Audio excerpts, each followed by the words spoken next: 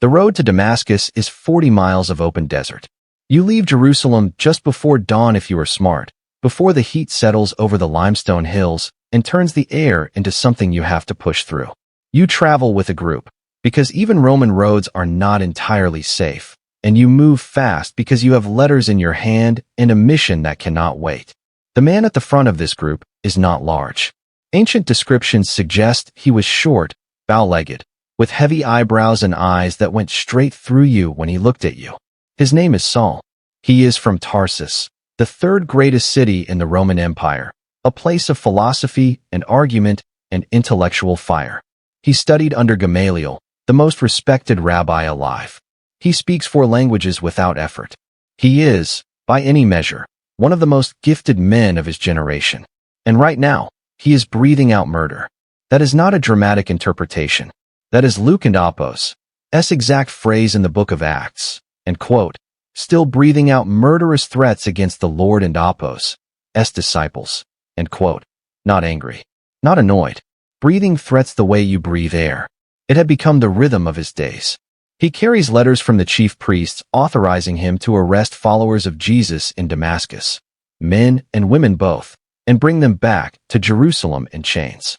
Stay with me, because before we get to what happens on that road, we need to understand who is walking it. We need to understand what kind of man Saul of Tarsus actually was, and why, when God finally moved to stop him, he didn't and Apos' send a gentle correction. He sent a blinding light from the sky and knocked him flat on his face in the dust. And there is one more thing you need to know. A few years before this road, in Jerusalem, a young man stood at the edge of a crowd and watched something terrible happen. He did not participate directly. He simply stood there, holding the coats of the men who were doing the killing, watching, approving. We will come back to those coats. This is not a story about a conversion. This is not a story about a redemption arc. This is not a story about what a man gave up when he changed sides.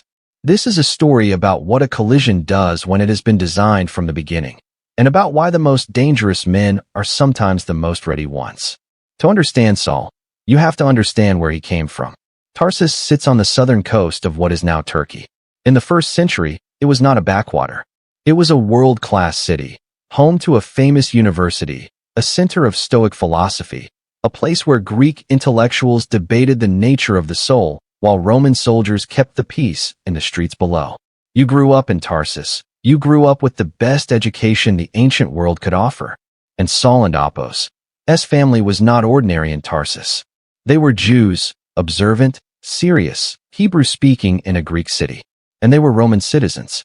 That last detail matters more than it might seem. Roman citizenship was rare.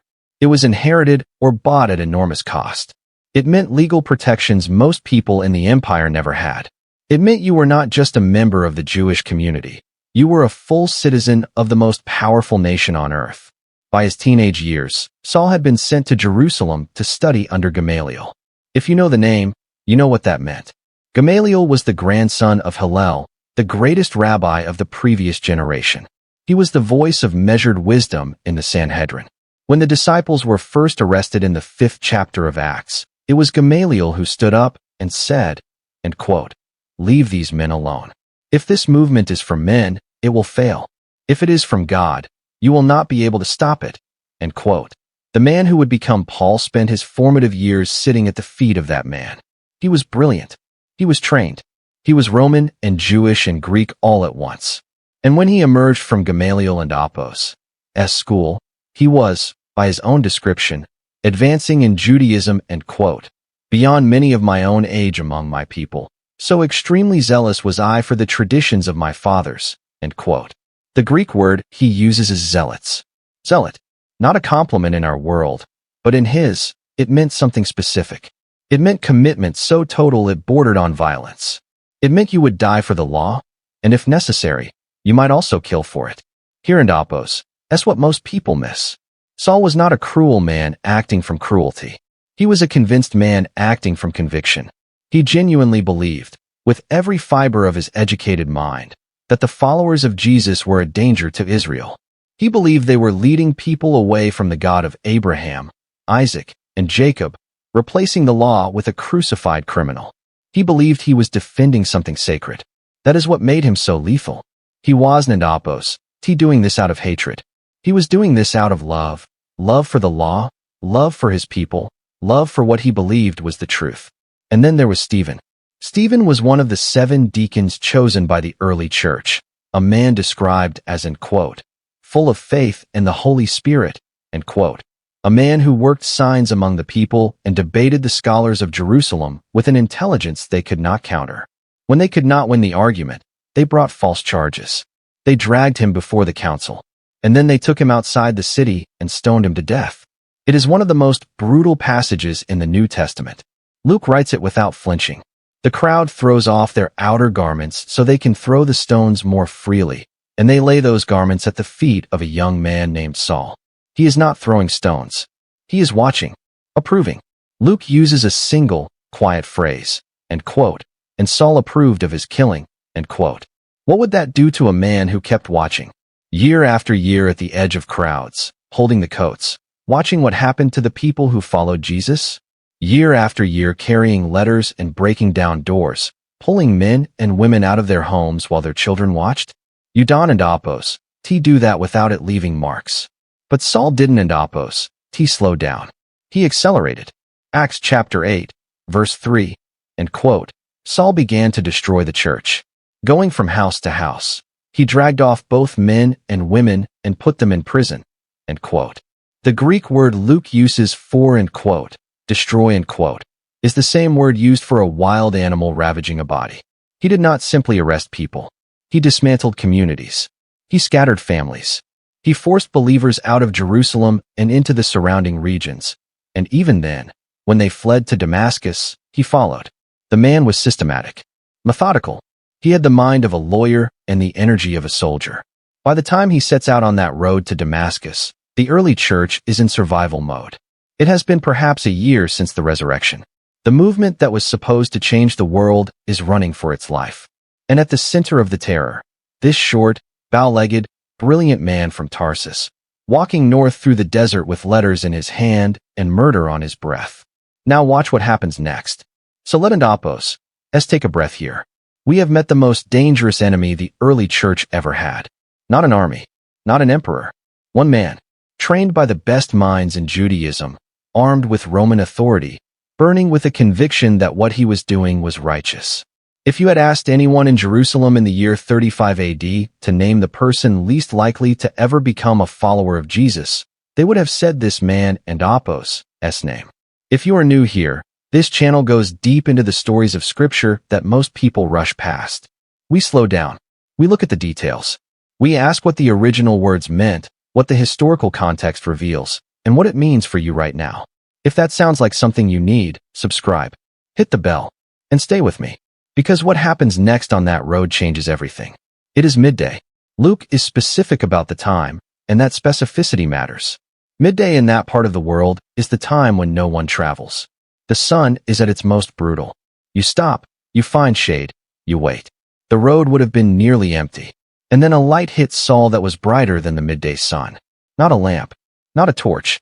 A light that dropped him to his knees in the dust, and then all the way to his face on the ground. His companions fell too. They heard a sound. Some of them heard something like a voice, but only Saul understood the words.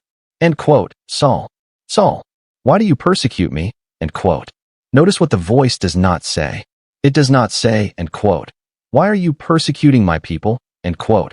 It does not say, end quote, why are you hurting my church? End quote. It says, end quote, why are you persecuting me? End quote. As if every arrest, every broken door, every woman dragged from her home, Jesus felt it personally. In his body. The church and its Lord were not separate things. Saul, face in the dirt, says the only thing he can say, end quote. Who are you, Lord? End quote. And the answer comes back, end quote. I am Jesus, whom you are persecuting, end quote. 6 words. And 30 years of absolute certainty. The certainty of the law, the certainty of Gamaliel, the certainty that he was right and everyone else was wrong, collapsed into the dust beside him. He went blind in that moment. His companions led him by the hand into Damascus, and for 3 days he did not eat. He did not drink. He sat in the darkness, and everything he had ever been came apart. 3 days. The same number of days the tomb was sealed. And this is where it gets remarkable. God sends a man named Ananias to find him. Ananias is a disciple in Damascus, an ordinary believer, not an apostle, not a leader, just a man who followed Jesus. And when God speaks to him and tells him to go find Saul of Tarsus, Ananias does something very human. He pushes back. End quote. Lord, end quote. He says, end quote, I have heard many reports about this man and all the harm he has done to your holy people in Jerusalem. And he has come here with authority from the chief priests to arrest all who call on your name. End quote. You can hear the fear in that sentence. Kinendapos. To you? This is not a lack of faith. This is a man who knows exactly what Saul does to people like him. This is rational terror. Going to find Saul was the equivalent of walking into the office of the man who has been hunting your community for a year and knocking on his door. But God says, simply, end quote, go. This man is my chosen instrument to proclaim my name to the Gentiles and their kings and to the people of Israel. End quote. He doesn't endapos. He explain the plan. He doesn't endapos. He give Ananias all the reasons. He says, go. And Ananias goes. He walks to the house on Straight Street. Luke knows the name of the street, which is the kind of detail that comes from someone who was there or who interviewed people who were. He walks in. He finds the man who has been hunting his friends. He puts his hands on him. And he says, and this is the part that stops me cold every time. He says, end quote, Brother Saul, end quote. Brother. Saul receives his sight. He gets up. He is baptized. There is one more thing. When Saul tries to join the disciples in Jerusalem, they are afraid of him. Of course they are. This is the man who dragged their friends from their homes. Udon and Apos. Just accept a letter of apology and move on. The trauma was real. The fear was reasonable. There is only one man who steps forward. Barnabas. His name means, end quote, son of encouragement, end quote. He takes Saul to the apostles and vouches for him personally. Tells them what happened on the road. Tells them how Saul has already been preaching in Damascus with a boldness that left people speechless. Without Barnabas, it is entirely possible that Paul never gets inside the Jerusalem church. Without Barnabas, the greatest missionary in history might have spent years on the outside looking in. The church was not saved by one man. It was built by people like Ananias, who walked toward their fear, and people like Barnabas, who chose to trust when trust was the hardest thing in the room. Years pass. Saul, now going by his Greek name Paul, better suited for the world he was moving through, becomes something the ancient world had never seen. A Jewish scholar who carries the message of a Jewish Messiah into Greek cities and Roman provinces and the courts of kings. He plants churches in Philippi and Corinth and Ephesus. He writes letters that will outlast the Roman Empire. He debates philosophers on the Areopagus in Athens, and some of them believe. And along the way, he suffers. In his second letter to the Corinthians, Paul writes what is perhaps the most honest autobiography in the New Testament. He writes it not to impress anyone, but to defend his legitimacy against people who called him a fraud. He writes, 5 times he received from the Jewish authorities 39 lashes. 3 times he was beaten with rods. Once pelted with stones. 3 times shipwrecked. A night and a day adrift at open sea. Constantly traveling. In danger from rivers, from bandits, from his own people, from Gentiles, in cities and in deserts. Often without sleep. Often without food. Cold. Exposed. Read that list slowly. This is not a man who found easy success after his conversion. This is a man who was broken open on that road, and then spent 30 years being broken open again. Every city he entered, someone tried to stop him. Every church he planted, someone followed to tear it up.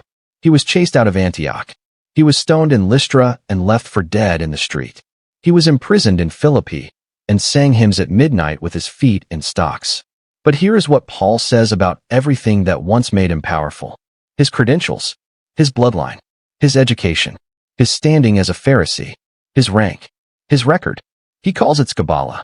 The Greek word is strong enough that translators routinely soften it to, end quote, rubbish, end quote, or, end quote, loss, end quote. But Kabbalah is closer to the word you are thinking of. It is a profane word, a street word, a word no trained rabbi would ever write. Paul, the student of Gamaliel, the man who once stood at the top of his world, takes every trophy, every credential, everything he once built his identity on, and calls it garbage. Not because those things were evil, but because they were nothing compared to what he had found in the dust on that road. Pay attention to this. Now we come back to the coats. Stephen died with a prayer on his lips. Luke records it. And quote, "Lord, do not hold this sin against them." End quote. Almost word for word what Jesus prayed from the cross. The men who killed Stephen heard those words. And one of them, the young man holding the coats at the edge of the crowd, the man who approved of the killing, heard it too. We Don and Apos. T know exactly when Saul thought about that prayer. We Don and Apos. T know if it was on the road to Damascus, or in the 3 days of silence, or in the decades of suffering that followed. But we know this. Decades later, when Paul is in a Roman prison writing to a church he loves, he writes a prayer of his own. He writes that he has learned, in whatever state he is in, to be content, that he can face plenty or hunger, abundance or need, because of the one who gives him strength. The man who once stood in approval at a man and Apos' death is now writing from chains about peace. There is a line that Augustine wrote, centuries later, about his own years of running, and quote, "Our heart is restless, Lord, until it rests in thee." End quote. Augustine was a different man in a different century. But he and Paul had something in common. Both were running hard in the wrong direction. Both were stopped not by argument, not by persuasion, but by an encounter they did not see coming. The most dangerous men are sometimes the most ready ones. Not because they are good, but because they have already proved they will give everything. They only needed the collision that turned them around. So here is what I want to leave you with. 3 things. The third one is the one you will carry with you. The first, Paul and Apos' transformation was not a gradual warming. It was a collision. God did not give Saul a series of gentle nudges toward faith. He knocked him off his feet in the dust of a desert road with a light brighter than the sun and spoke out loud. Why so dramatic? Because Saul needed that. A man of his certainty, his momentum, his speed, a nudge would not have reached him. God calibrated the encounter to the person. The second, the very things that made Paul dangerous were the things God used. His intensity, his absolute refusal to do anything halfway, his willingness to suffer for what he believed in. None of those qualities disappeared after Damascus. They were redirected. The engine was the same. The destination changed. If you have ever felt like the intensity in you is a problem, like you are too much, too driven, too certain, consider the possibility that God is not trying to quiet that in you. He may be trying to aim it. And the third, God did not wait for Saul to be ready. Saul was 40 miles from Damascus with murder on his breath. He was not searching. He was not questioning. He was not gradually opening up to new ideas. He was on his way to do more damage. And God met him there, on that road, in that moment. Not after he had cleaned himself up or slowed down or asked the right questions. The man who hunted the church down did not find God. God found him. And if that is true, if that road is in the record, if that light happened, if that voice spoke to the most resistant man in the ancient world and turned him into its greatest defender, then the question is not whether God can reach you. The question is only whether you will, like Ananias, terrified and trusting, walk toward the thing that frightens you. Which moment in Paul and Apos' story hit you hardest? Was it the road? The 3 days of silence? The suffering that came after? Tell me in the comments below. I read every one. If this gave you something worth sharing, pass it on. And if you are not subscribed yet, now is the time. Because we are only just beginning.